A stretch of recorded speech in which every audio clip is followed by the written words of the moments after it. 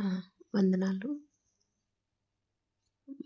ఆత్మీయ విషయాలు ఏమంటే, ముందు సమయమందు ఆహ్, న నరుని ఆయుష్ 70 సంవత్సరాలు, అధిక బలం ఉంటే 80 సంవత్సరాలని చెప్పాను. దానిలో సగం 35, 40 అని అట్లా చెప్పాను. అయితే ఆత్మీయానుసారమైన వివాహం అయిన వాళ్ళకి 35 అనేది కరెక్ట్ సమయం. శరీరానుసారమైన వివాహం అయిన వాళ్ళకి 40 అనేది కరెక్ట్ ఏజ్. ఈ 35 సంవత్సరాల్లో 33.5 సంవత్సరాలు మాత్రమే యేసయ్య జీవించాడు. అంటే శరీరంతో. మహిమ శరీరంతో అయితే ఎప్పుడు జీవించే ఉన్నాడు. ప్రతి ఒక్కరి చుట్టూ ఉంటానే ఉంటుంది. ఎప్పుడు పిలిస్తే అప్పుడు పలికేటట్టు. ఒక చిన్న బిడ్డ అయితే ఇంట్లో ఉన్నప్పుడే తల్లిదండ్రులు పలుకుతారు. ఆ బిడ్డ స్కూల్కి వెళ్ళినా, బజారుకి వెళ్ళినా, ఎక్కడికన్నా పనికి వెళ్ళినా, బయటికి వెళ్ళినా ప్రతి సమయంలో తల్లిదండ్రులు వెంట వెళ్ళరు. పోనీ స్కూల్లోని వాళ్ళ టీచర్స్ కానీ ఎవరు తోడురారు.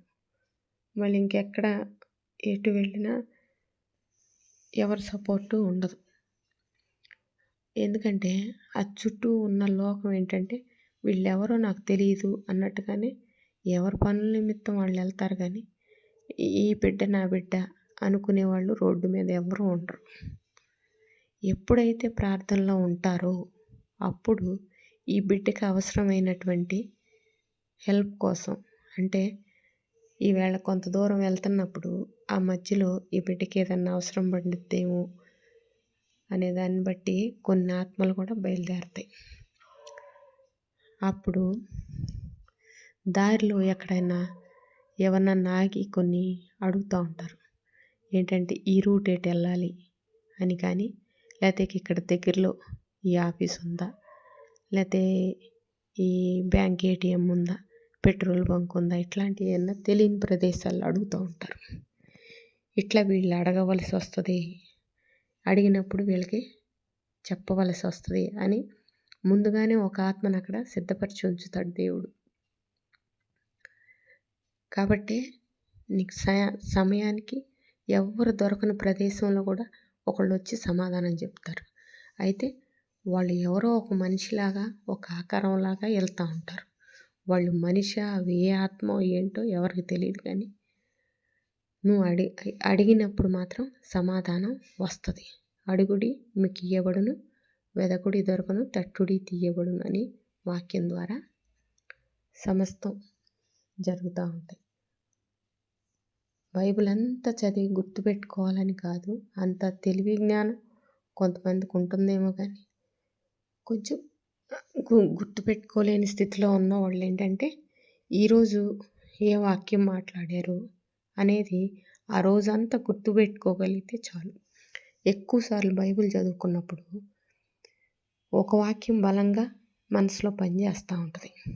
ఆ వాక్యాలలో ఈ రోజంతట్లో ఎన్ని వాక్యాలు నా మీద పనిచేసినాయి, ఎన్ని వాక్యాల ద్వారా నాకు ఆదరణ యేసయ్య కలిగించాడు, నాతో మాట్లాడాడు, ఇవన్నీ ఆలోచించుకోవాలి.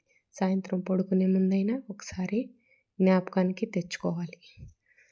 అప్పుడు ఈ ఆత్మ శరీరాన్ని విడిచినప్పుడు ఇవన్నీ అప్పుడు కూడా గుర్తొస్తూ ఉంటాయి. ఇంకా సమస్య ఉండదు ఇక. ఎందుకంటే మనసు ఎప్పుడు ఒకలాగే పనిచేస్తుంది. కానీ శరీరం అయితే రోగాలకు గురవుతూ ఉంటుంది, తగ్గుతూ ఉంటాయి. అది వేరు.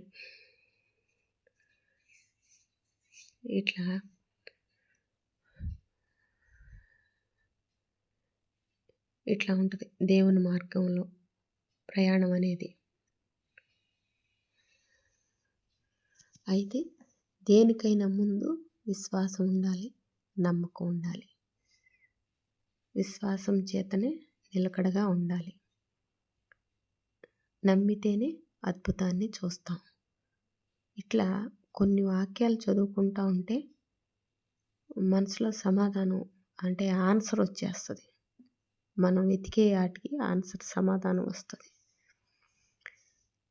ఇంకో ముఖ్య విషయం ఏంటంటే ఒకరు ఇప్పటికి డేట్ ఆఫ్ బర్త్ నుండి ఇప్పటికి ఎన్ని సంవత్సరాలు అనేది చూసుకొని అన్ని సంవత్సరాల్లో వీళ్ళ మనసుకు గాయం కలిగించిన ఆ ఒకే ఆలోచన, ఒకే విషయాన్ని చెప్పుకుంటూ ఉంటారు. ఎట్లా అంటే 4 సంవత్సరాలు ఉన్నప్పుడు ఇది జరిగింది, లేకపోతే కాలేజీలో స్కూల్లో ఉన్నప్పుడు ఇది జరిగింది, కాలేజీ విషయాలు, మళ్ళీ వివాహ విషయాలు, ఆఫీస్ విషయాలు, మళ్ళీ ఇంట్లో వచ్చిన గొడవలు, ముఖ్యంగా పేరెంట్స్ అన్నాయి, తోడబుట్టిన వాళ్ళు అన్నాయి, చుట్టుపక్కల బంధువులు అన్నాయి. ఇవన్నీ నువ్వు అప్పుడు ఇట్లా అన్నావు అనే మాటని కొన్ని సంవత్సరాలు దాన్ని మోసుకెళ్తూ ఉంటారు. ఆ ఒక్క మాటే మర్చిపోలేరు అనమాట. ఎందుకంటే వీళ్ళ మనసుకి అప్పుడు ఒక బలమైన గాయంలాగా ఉంటుంది ఆ మాట. అందువల్ల మర్చిపోలేరు.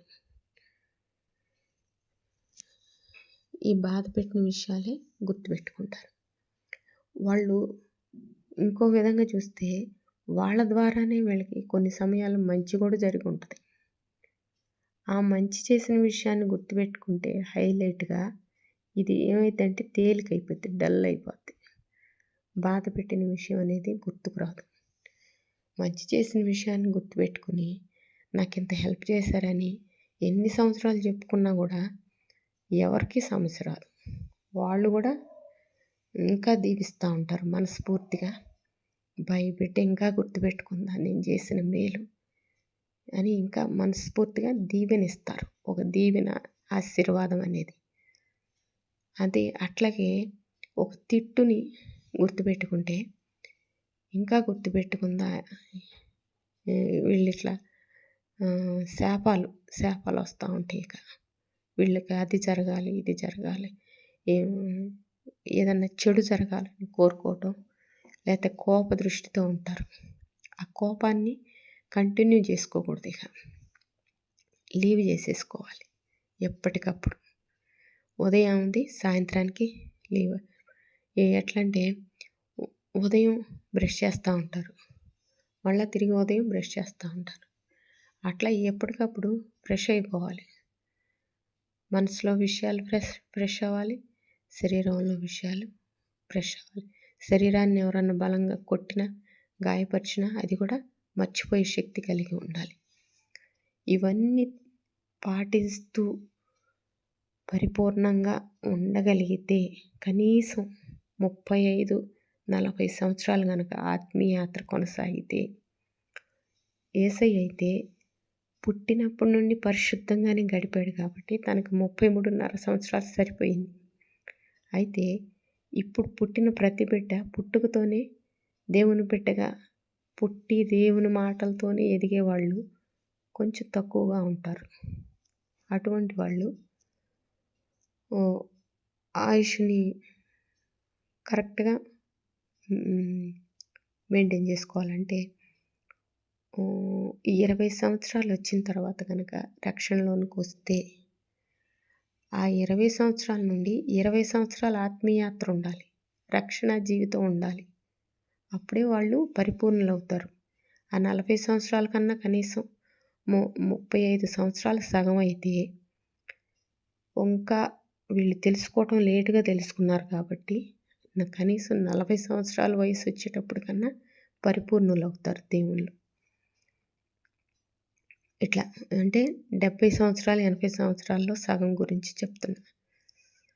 ఇట్లా పాపాన్ని కొట్టివేసుకోవటం, కడుక్కోవటం అనేది ఇట్లా ఉంటుంది. ఈ 20 సంవత్సరాలు కంటిన్యూ ప్రేయర్లో ఉండగలగాలి. కంటిన్యూ అంటే రాత్రి పగలు అంటే ఇంట్లో ఎవరి పనులు వాళ్ళు చేసుకుంటూ ఆ మిగిలిన సమయం ఉంటుంది కదా, ఏదంటే ఇంట్లో వాళ్ళతో పోట్లాడటము, మాట్లాడటము, లేకపోతే ఏమన్నా టీవీ చూసుకోవటం, ఫోన్ చూసుకోవటం, లేదా ఇంకెవరితోన్నా పక్కన రోజు ఇంటి పక్కన వాళ్ళతో మాట్లాడుకోవటాలు, ఫ్రెండ్స్తో మాట్లాడుకోవటం, రిలేటివ్స్తో, ఇట్లాంటివి ఏమన్నా ఉంటే అవి డిలీట్ చేసుకోవాలి. అప్పుడు సమయం సరిపోద్ది. ఈ ఇంట్లో వంట చేసుకునే వాళ్ళు వంట చేసుకుంటూ, ఎవరి పనులు వాళ్ళు కంప్లీట్ చేసుకున్న తర్వాత ఆ మిగిలిన సమయాన్ని వృధాగా పోనిచ్చుకోకూడదు. ఎందుకంటే సమయం పోతే వెనక్కి రాదు. ఆయుష్ తగ్గితే మళ్ళీ ఆయుష్ పెరగదు. వీళ్ళు ఎన్ని సంవత్సరాలు బ్రతకాలనేది దేవుని సన్నిధిలో ముందుగానే లెక్కింపబడి ఉంటుంది. కాబట్టి ఇట్లా భారంగా విస్తారంగా కంటిన్యూగా ప్రార్థన చేస్తున్నప్పుడు ఒకవేళ ఆయుష్ పెంచొచ్చు. ఎట్లా అంటే ఈ బిడ్డకి ఇంకా పరిపూర్ణత కొంచెం తగ్గింది, ఈ 35 సంవత్సరాల్లో సరి చేసుకోలేకపోయారు కాబట్టి ఇంకొక 5 సంవత్సరాలు ఆయుష్ ఇద్దాం, సరిపోద్ది. అప్పుడు ఇంకొక 5 సంవత్సరాలు ఇద్దాం.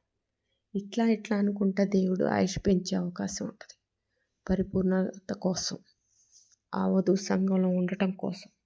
ఇన్ని రోజులు వీళ్ళు చేసిన ప్రార్థన వీళ్ళ ద్వారా కొంతమంది ప్రార్థన మోసుకెళ్తారు కదా, వధువు సంఘం వరకు చేరుతుంది కదా. అది వాళ్ళ ఆత్మలు కూడా అన్నీ రక్షింపబడతాయి. అప్పుడు అందరు కలిసి అక్కడ కలుసుకుంటారు. జీవించున్నప్పుడు ఎవరైతే లేరని బాధపడతారో, విడిచి వెళ్ళారని దుఃఖంతో ఉంటారో వాళ్ళందరూ కలిసి మళ్ళీ అక్కడ చేరుకుంటారు. ఒక చర్చికి వచ్చినప్పుడు అందరు కలిసి ఎట్లా ప్రార్థనలో ఉంటారో అట్లాగే వధువు సంఘంలో కూడా ఈ ఆత్మలన్నీ చేరి అక్కడ మాట్లాడుకుంటాయి. ఇక మళ్ళీ చూడొచ్చు, దేవుని మహిమను చూడొచ్చు అక్కడ. ఇదన్నమాట విషయాలు. నాకు తెలిసినవి చెప్తా ఉన్నానండి. ఎవరికన్నా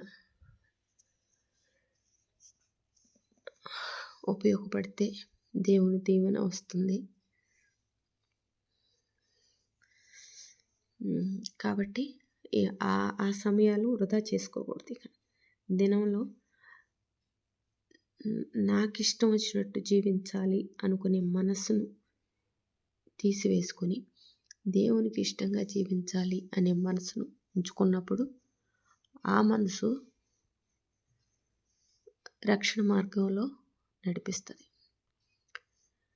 ఈ రక్షణ తక్కువ వయసులో ఉన్నప్పుడే తెలుసుకుని ప్రార్థనలు కొనసాగిన వాళ్ళకైతే ఎక్కువ దీవెన ఉంటుంది.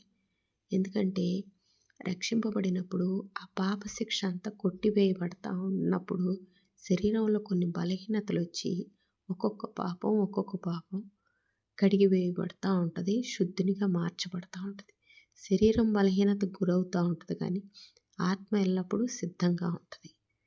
అప్పుడు ఈ దేవుని ప్రేమతో ఇంకొక 5 సంవత్సరాల ఆయుష్, ఇంకో 10 సంవత్సరాల ఆయుష్ అట్లా ఇస్తున్నప్పటికీ కూడా ఆ శ్రమలు తట్టుకునే శక్తి బాడీకి ఉండదు. శరీరానికి ఎక్కువగా బాల్యానికి శరీరానికి, యవ్వనంలో ఉన్న శరీరానికి, వృద్ధాప్యంలో శరీరానికి తేడా ఉంటుంది కదా. శరీరం ముడతలు పడిపోయి చిన్న చలి తట్టుకోలేదు, ఎక్కువ వేడి తట్టుకోలేదు, ఎప్పుడు మధ్యస్థితి ఉండగలుగుతూ ఉంటారు. చల్లగైనా ఉండాలి, బెచ్చగైనా ఉండాలి. నులివెచ్చని స్థితిలో ఉన్న వాళ్ళని యేసయ్య తీసివేస్తాడు, ఉమ్మి వేస్తాడు. అందుకని ఎప్పుడు మంట మీడియం అనేది కోరుకుంటారు. పొయ్యి మీద కూడా చూడండి, ఫుల్ హైలో పెట్టినా మాడిపోవటం, ఈ ఫుల్ సిమ్లో పెట్టినా ప్రాబ్లమే అని. కానీ కంటిన్యూగా అక్కడ ఉండి దాన్ని ఆహారం సిద్ధపరిస్తే తొందరగానే అయిపోద్ది. ఎట్లా అనుకుని చేసినా కూడా కొన్ని విషయాలు. ఇంకేంటంటే పొయ్యి మీద పెట్టి పక్కకి వెళ్ళిపోతే మాడిపోతూ ఉంటుంది. జీవితం కూడా అంతే. ప్రార్థన అక్కడ విడిచిపెట్టి పక్కన వెళ్ళిపోయి లోకంలో మాట్లాడుతూ తిరుగుతుంటే లైఫ్ మాడిపోతూ ఉంటుంది అనమాట. ప్రార్థన ఇప్పుడు కంటిన్యూటీ రావాలి. ఈ ఆత్మ ప్రార్థన కొంత దూరం మోసుకెళ్ళినప్పుడు ఆ దూరం నుంచి మళ్ళీ ఆత్మ చేరుతూ ఉండాలి. కానీ మళ్ళీ దాన్ని తీసుకొచ్చి భూమి మీద పడేస్తే ఒక్కసారి ప్రార్థన చేయకుండా కూర్చున్నప్పుడు ఏమవుతుందంటే ఆత్మ మళ్ళీ నేల మీద పడిపోద్ది.